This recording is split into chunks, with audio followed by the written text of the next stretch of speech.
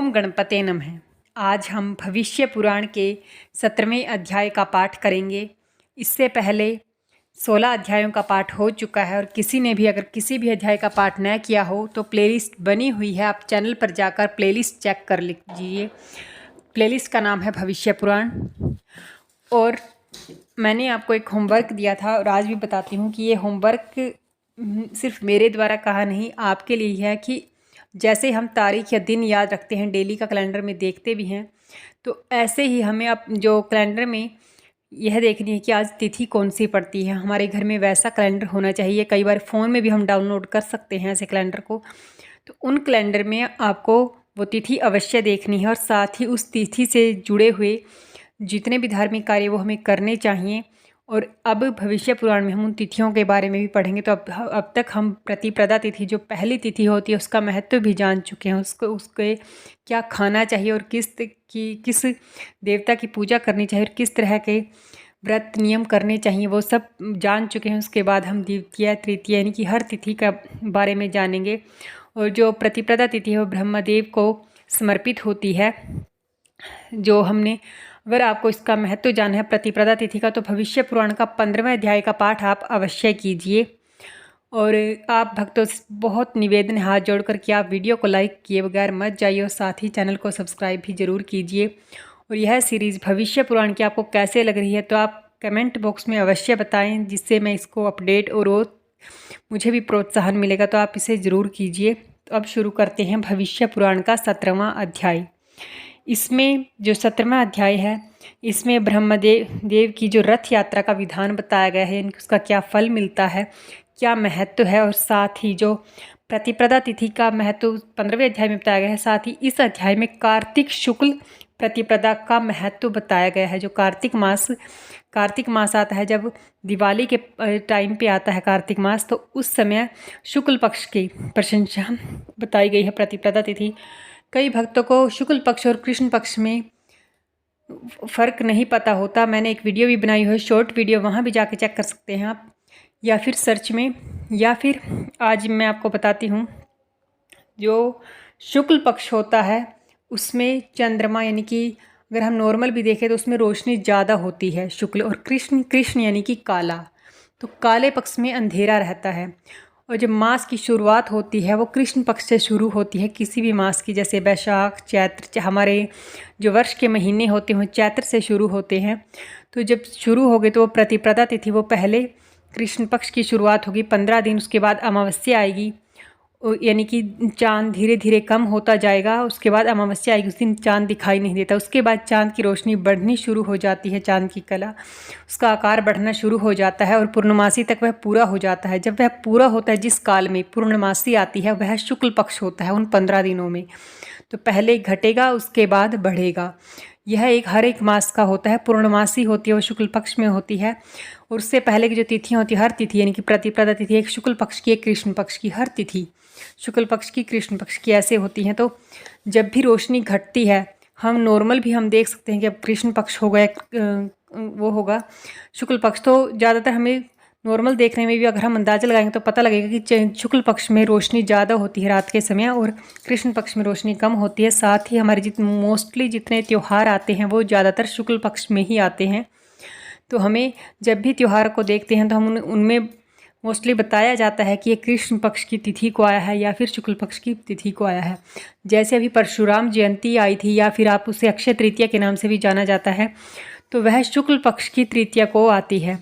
और जो श्राद्ध होते हैं हमारे, वो कृष्ण पक्ष में होते हैं श्राद्ध। और जो श्राद्ध इसमें भविष्य पुराण में बताया भी था, शायद दूसरा अध्याय में था, जो श्राद्ध पक्ष होता है, यानी कि जो हमारे पितृ होते हैं उनको जब दिन होता है, दिन का समय होता है, 15 दिन का होता है, और वो कृष्ण पक्ष में उनका दिन होता है, शुक्ल पक्ष में रात्रि, यानी कि दिन में जैसे हम जागे रहते हैं, खाते हैं, पीते हैं, वो उनका कृष्ण पक्ष होता है। और इसलिए उनके जब श्राद्ध पक्ष होता है वो कृष्ण पक्ष में ही आता है।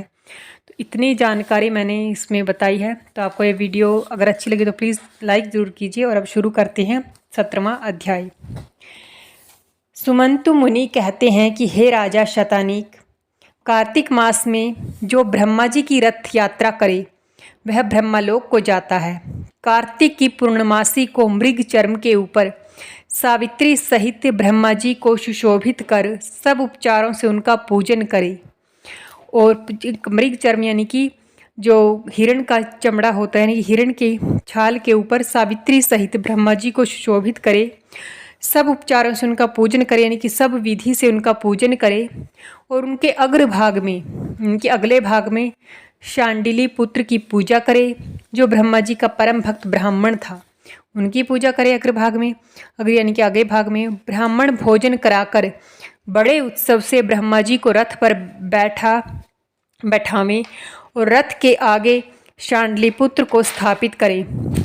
उस रात को जागरण करें, नृत्य गीत आदि उत्सव भांति भांति के तमाशे ब्रह्मा जी के सम्मुख रात भर होते रहें, यानी कि एक किस्म का जागरण करें, नृत्य गीत करें, कीर्तन करें, भांति भांति के तमाशे यानी कि प्रदर्शनी जिसे झांकियाँ कहते हैं कि वो करें। इस विधि से जागरण कर प्रतिपदा के दिन, प्रतिपदा तिथि यानी कि पहली तिथि होती है, जो ब्रह्मा जी का पूजन करें और ब्राह्मण को भोजन कराकर रथ यात्रा करें। चारों वेदों को जानने वाले उत्तम ब्राह्मण उस रथ को खींचे, यानी कि जो वेद पुराणों में जो सर्वश्रेष्ठ होते हैं उन ब्राह्मणों को ही उनकी रथ खींचने का अवसर मिले। और रथ के आगे ब्राह्मण वेद पढ़ते चले, शूद्र उस रथ को स्पर्श न करें। आगे शंख में भेरी मृदंग आदि भांति भांति के बाजे बाजते चलें। इस प्रकार सारे नगर में रथ को घुमाकर और नगर की प्रदक्षिणा करा के अपने स्थान पर ले आवें और आरती कर ब्रह्मा जी को उसके मंदिर में स्थापन करें। इस प्रकार जो रथ यात्रा करे, जो रथ को खींचे, जो दर्शन करे, वह सब ब्रह्मलोक को जाएं। दीपमाला को जो ब्रह्मा जी के मंदिर में दीप प्रज्वलित करे, वह ब्रह्मलोक पावे। इनकी दीपमाला में जब ब्रह्मा जी के मंदिर में दीप प्रज्वलित करते हैं तब भी उसे ब्रह्मलोक का सुख मिलता है। दूसरे दिन प्रतिपदा को ब्रह्मा जी को का सब उपचारों से पूजन करे और अपने को भी वस्त्र भूषण आदि से अलंकृत करे, यानी कि स्वयं भी स्वच्छ स्नान करके अच्छे वस्त्र पहने, अच्छे श्रृंगार करे। यह तिथि ब्रह्मा जी को बहुत प्रिय है। यह तिथि कौन सी, यानी कि प्रतिपदा तिथि है, वो ब्रह्मा जी को बहुत प्रिय है।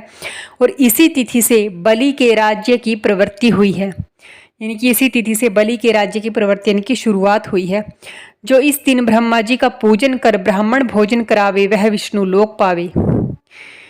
चैत्र में कृष्ण प्रतिपदा के दिन, यानी कि चैत्र मास में, अब कार्तिक मास की बात बताई थी, अब चैत्र मास में जो कृष्ण प्रतिपदा, कृष्ण पक्ष की जो प्रतिपदा तिथि है चैत्र मास की, उसके दिन चांडाल को स्पर्श कर स्नान करे तो आधी व्याधियों से छूट जाए। यानी कि पहले चांडाल को स्पर्श करे और उसके बाद स्वयं स्पर्श कर स्नान करे तो वह आधी व्याधियों से छूट जाए, यानी कि वह बीमारियों से, किसी प्रकार के नजर दोष हो या किसी भी प्रकार के से व्याधियों तो वह उनसे छूट जाता है।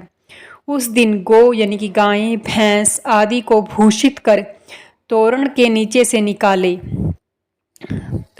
और ब्राह्मणों को भोजन करावे। तोरण जो द्वार पर लगाए जाते हैं एक बंधनवार की तरह की, उसके नीचे से निकाले, उन्हें सुंदर सुशोभित करके उसके बाद ब्राह्मणों को भोजन करावे। चैत्र आश्विन और कार्तिक 3 महीने बताए गए हैं। चैत्र और आश्विन इन दोनों महीनों में जो नवरात्रे होती हैं, चैत्र मास में भी और आश्विन मास में। और कार्तिक यानी कि जिस महीने में दिवाली आती है, कार्तिक, इन तीनों महीनों की प्रतिपदाएं तो मैंने समझा दिया है कि कौन कौन से हैं।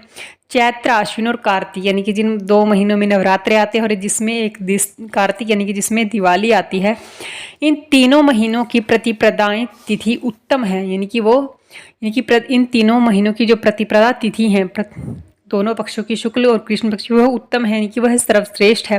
परंतु कार्तिक की विशेष करके प्रधान है, यानी कि जो सबसे सर्वश्रेष्ठ तिथि अगर प्रतिपदा तिथि को माने तो वह कार्तिक मास की शुक्ल पक्ष की प्रतिपदा तिथि है।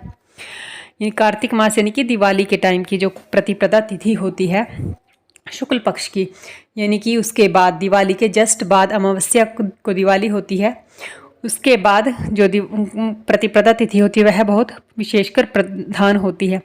उसमें किया गया स्नान दान आदि सौगुण फल देता है। यानी कि आपको बता दिया और बहुत याद भी रहेगा, क्योंकि दिवाली आती है, दिवाली के जस्ट बाद अगले दिन अमावस्या को तो हम खेतों में जाकर भी हर जगह दीपदान करते हैं।